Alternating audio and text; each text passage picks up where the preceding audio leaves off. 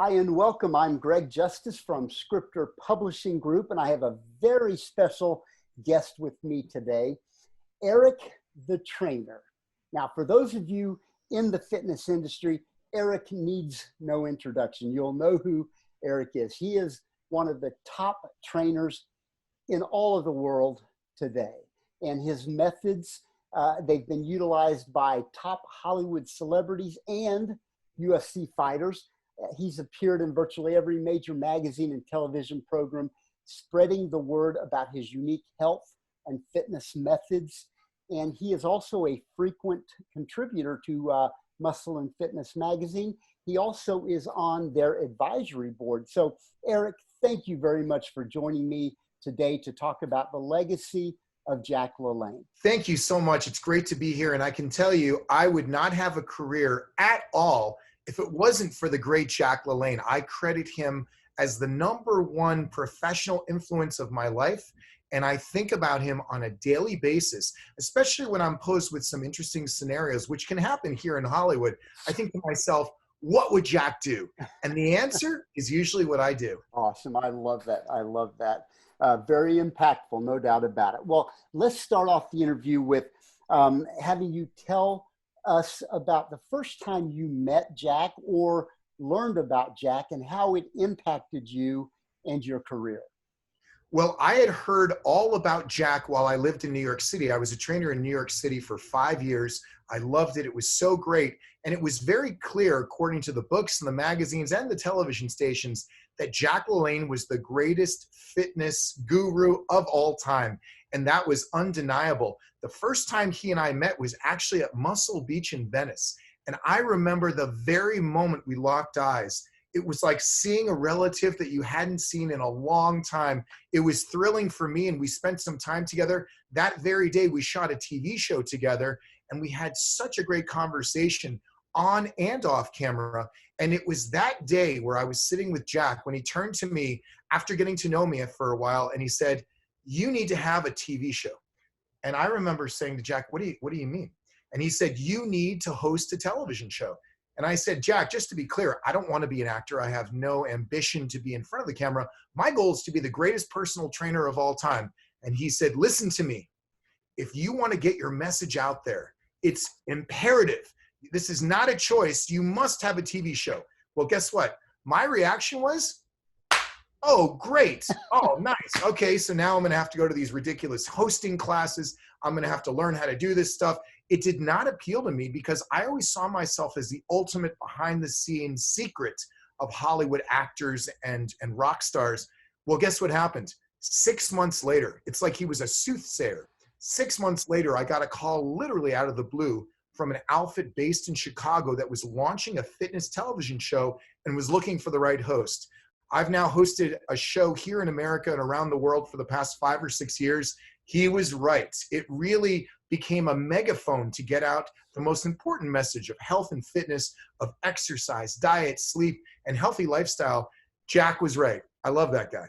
Absolutely. And talk about impacting millions. And you know, you roll the clock back to 1951 when Jack was the first fitness celebrity to scale that message on this medium we now call television. So you are just furthering his legacy by doing what you're doing there. So I think that is awesome. I love hearing that.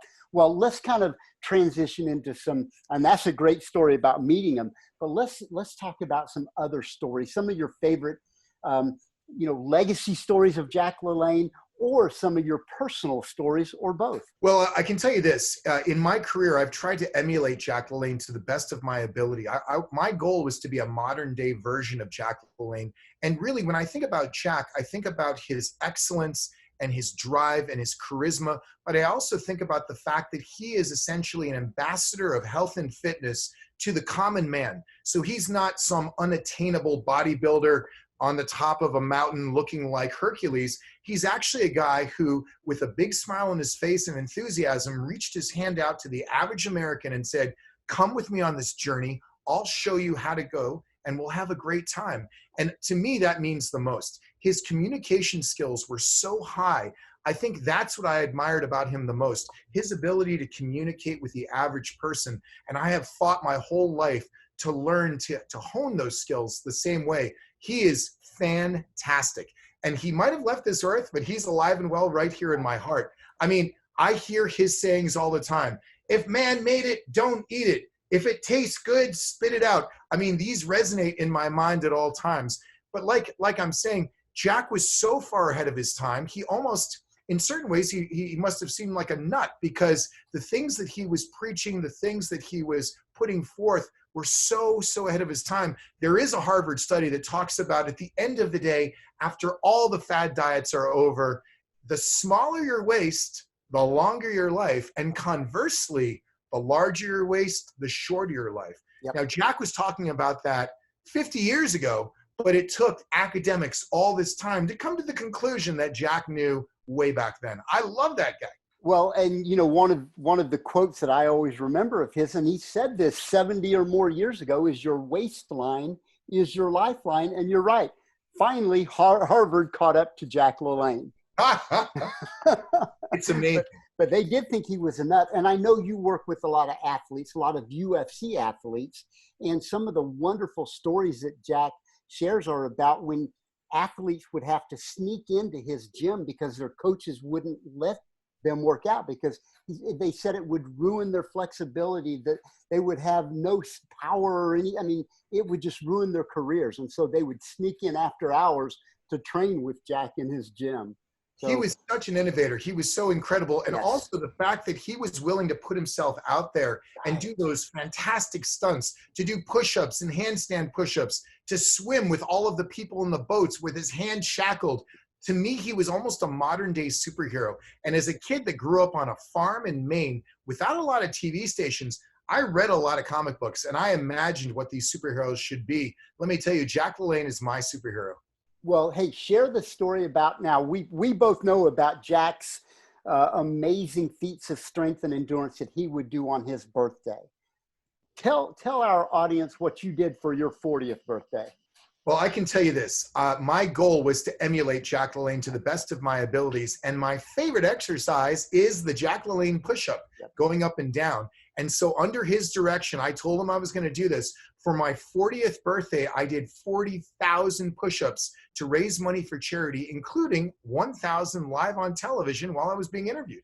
That's amazing. And you know, that's one of the stories about how Jack, and I know you know his wife, Elaine, that's one of the stories about how they met, was when Jack went on her television show and did the push-ups throughout the entire show. So that is awesome.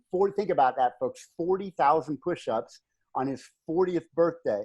So if you're thinking that you're over the hill at 40, use that for inspiration and know that you're just beginning. You're just getting started.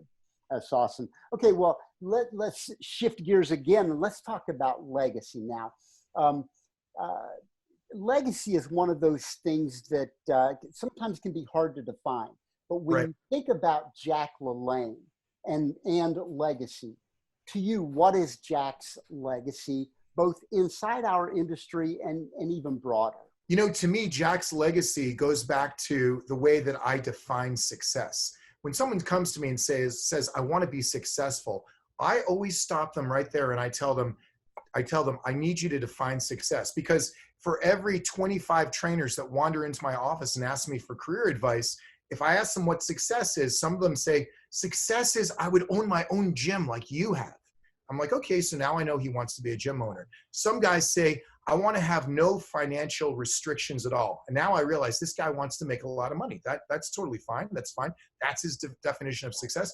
Other trainers will say to me, my goal is to be as busy as you are, to have clients all day long. Whatever your definition of success is, that is a personal decision and I support it. However, for a guy like me, in order for me to define success, I need to look into the world and find someone that I would like to emulate, that I consider successful. And in my life, I have never found someone to emulate better than the great Jack LaLanne. To me, emulating him and following in his amazing footsteps, that's success to me. So his legacy to me is he cut a path through the Amazon forest that I can now follow. And I know that I'm on the right path because of his hard work, because of his innovation. His legacy is he's given me a career and a direction, and I'll always be grateful. Well, you know, all the people you have impacted, Eric, is part of Jack's legacy, because, you know, it's not necessarily the people that an individual directly impacts, but that next layer about,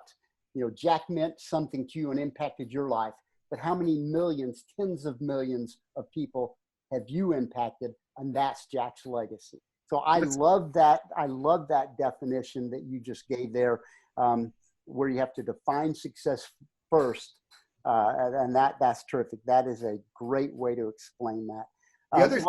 The other thing to consider also is, you know, I was a personal trainer in New York City for 5 years and had some real success there, and then came out to California to meet the greats and to learn from the greats like Jack.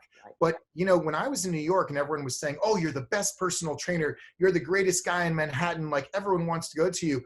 I loved hearing those words, but I didn't really understand what it meant. I didn't understand what the trajectory would be. I knew that things were going well, but I didn't have a vision and a direction until I met Jack LaLanne. And when I met Jack, I realized, oh, this is the direction I should go in. These are the things I should do. I need to hone these skills in order to rise to greatness. He really was the example of success. It almost sounds like you're talking about finding that ultimate purpose, and he was able to help you find clarity toward that purpose. Yes, he was. And he helps me every day. Yes, absolutely. Absolutely. With what Elaine calls his LaLanneisms, all those little quotes and quips that he had. Well, let's talk about if I were to just mention Jack's name, Jack LaLanne, what are the first 3 words that pop into your head, and why? If you had just mentioned the word Jack LaLanne, which, by the way, it happens around me sometimes. Sometimes I'm someplace and I can hear his name being mentioned. And once in a while, if I'm really lucky, it's being mentioned as in relation to me doing something. They're like, oh, it's very Jack LaLanne of him. When I think about Jack LaLanne, I don't think about 3 words. I think about 7 words. What can I do for you today?